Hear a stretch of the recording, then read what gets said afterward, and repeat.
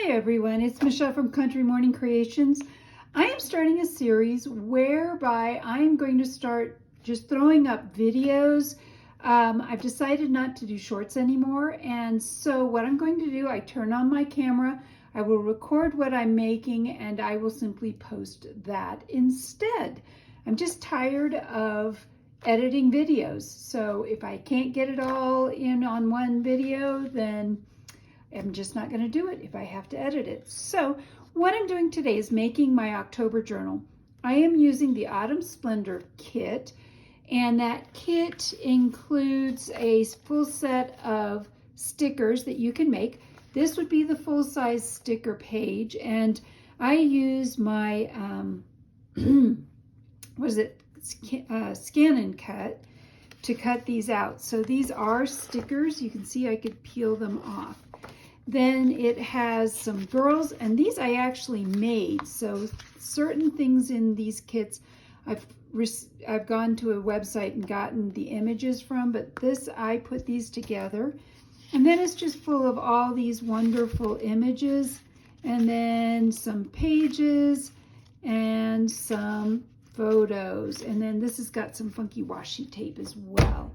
So I'm not going to use that, but that's the basis for this. So this is one of the papers that I will be using as part of this. I also have just 8 pieces of coffee dyed paper. That's how I like to make my journals. And 8 pieces work whether you have 30 days or 31 days or 29 days or whatever. So what I've done, this is an 8.5 by 9 sheet of paper. Let me double check that. Is that 9? Yep. So this is 9 this way, 8.5 this way. I have scored it already, and you can see most people want to bend it this way, but that is incorrect. You want to bend your paper. Oh, and I didn't score that correctly. Let's try that again. So let me grab my paper.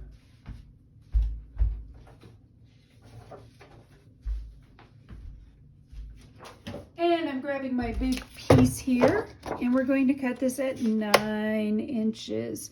So I have no idea what I was thinking when I did that, but clearly I did it wrong. All right, there's that. We're going to try this one more time. Luckily, I have my scoreboard right where I can grab it. So half of 9 should be 4.5. So let's try this one more time. 4.5. Let's see if that worked. Okay, so again, you don't bend it this way, you bend it this way. Yay, I got it to work. I have no idea where my brain was when I did that last piece, but that was pretty quick. So today, all we're going to do is get this fabric put onto the paper, mostly because that's all I'm going to have time to do real quick. I may actually get the inner pieces on it as well. So I need my handy dandy sewing scissors. I've had these since I was in 3rd grade. I think my mom bought these for me. So I'm using these. I'm going to cut this off. This is actually, somebody donated a bunch of fabric, and this is actually the right side of the fabric, but it's too shiny for me. I want the nubby side, so I put the nubby side down. And now I'm going to grab, I use the Lineco Natural Adhesive pH for a whole lot of stuff. It's great glue. Let me see if I can get the lid off. Yep, there we go. And somebody showed me that this is how she does all of her book binding. So I go around it like this, and I throw some down, and then make it all gooey. There we go. Then I'm going to simply take my brush, and I'm right-handed, so I try to go right-handed. And I got a little bit on the fabric, but no big deal.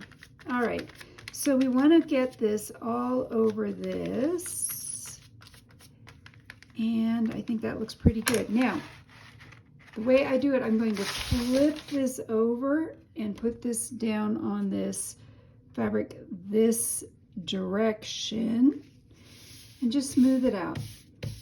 We're going to flip it over and do the same on the other side.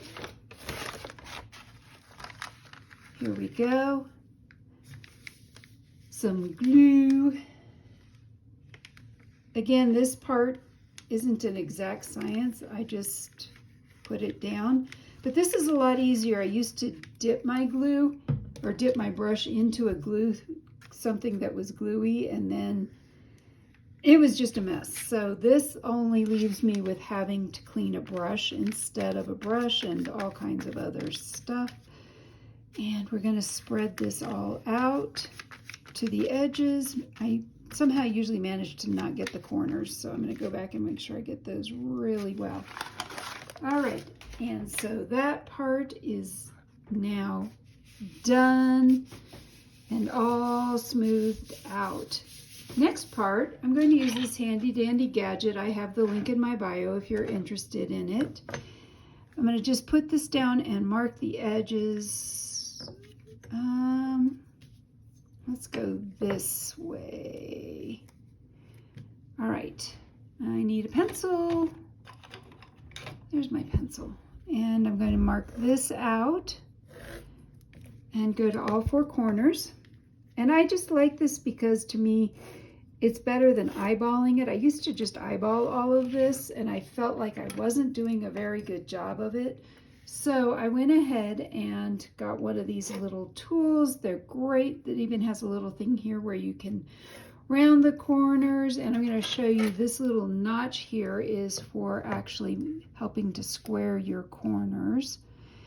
I'm going to get this one done, and then we're going to go back and use this little notchy thing. I don't know what you call it. There's probably some officially bookbinding term. But I'm going to use that then to cut my corners. And this makes a really nice crisp corner, and there's no guessing for me, where I used to just try to figure out where I was going. Now let's get these last two done. Again, not going to stop, not going to edit this. You're just going to have to go and roll with me as I do this. All right, so now we're ready to cut this out.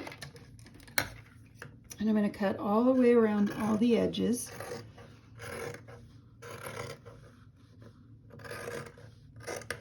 And around the corners as I go.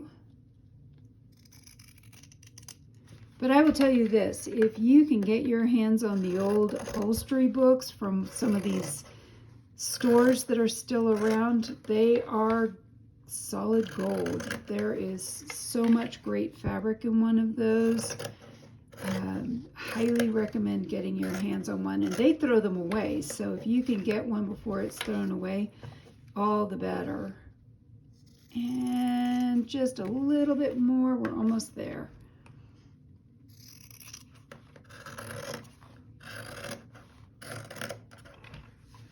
We're going to get this corner cut, and then I like to go back and put a notch so that there isn't so much bulk when we fold this in half. So I just cut a little notch out of each right here and here. We're going to get that notched. There we go. So I like to do my long first. I'm just going to take a little bit of glue, run it down and along, and we're going to grab my, there it is, brush, and take this and kind of just run it along here. I think it needs to go up a little bit higher, but not a ton. So what I'm going to do is I also take the glue out to the edges like this so that I can get a better, oh, I'm realizing I don't have the glue along this edge. Let's get that really well. All right, so now we're going to take this, and yes, I'm making a horrible mess. I will stop when we get done with this part and clean all of this up. Make sure that is really good and tight. And we've got that really good and tight. And then that way I can take this part and make sure I've tucked it all the way over so it's flat. You can see kind of it sticks down. So if we move that up a little bit, it will fold better when we get to that part. All right, this side, all the way around. Again, we're going to take this part all the way down to the edges, all the way out to the corners again, and fold it over. I'm using a really soft, not a real high count cardstock for this, and it'll get reinforced when I put more parts in it. You'll see here in a little bit. Make sure that that is up. Now we're going to flip it this way. Do another bit. Come out a little bit here. That looks good. And we're going to bring this down a little bit into this area so that we get it all glued. Again, this glue is great because it tends not to bleed through like your Fabrifix. The Fabrifix will bleed through and leave marks. We're going to keep going here, get this corner all nice and tucked. Some people like to use a little tool to make sure that it tucks over properly, and that seems to have worked really well for me. We're going to keep going here, get this corner done. There we go. And let's get this side. A little bit more. And then we're done with this part. I will show you the last little bit that we're going to do for now.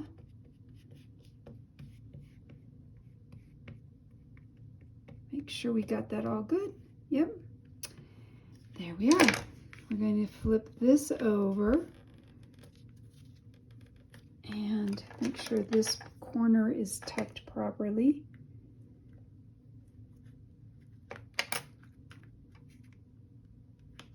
Doesn't look like it's quite perfect, but that's okay. This is just for myself. Make sure this one is tucked properly. There we go. Got that one better. And so now we have this part done, and it really needs to dry, but for now, I'm not sure what that is, a piece of plastic or something. Anyway, for now, I'm going to decide which side is up for me. Ooh, I kind of like how this side looks. All right, so this is going to be up for me. So I'm going to take this piece, we're going to cut it down to 8.5 inches, and I can just use this for this whole thing. We're going to flip this out, flip this over. Oops, didn't quite flip that right, did I? There we go. Flip it like that, and now we're going to measure this out to 8.5 inches. 8.5. We're going to cut that right there. And then I also like to cut it down to 7, 8. Let's do 8 here. Not 8. Yes, 8. Which doesn't cut a whole lot off, you can see, because that would be 8.5. And we're going to cut it down to just that little 1/2 inch extra.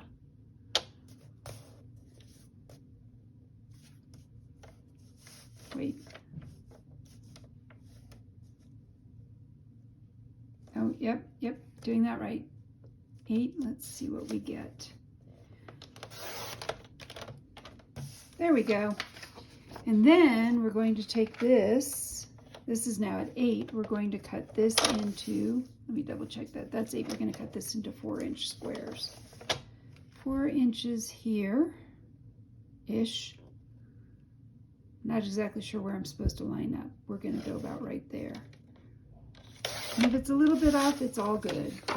And I am going to then move to glue these pieces down. Well, clearly I did not do this right.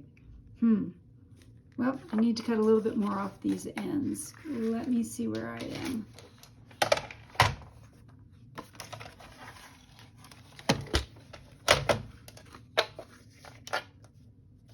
So we're going to go down to 8.5. Well, no, that's 7.5. Oh, clearly I did this all wrong. Well, I will have to fix this and we'll see where we are in the next video.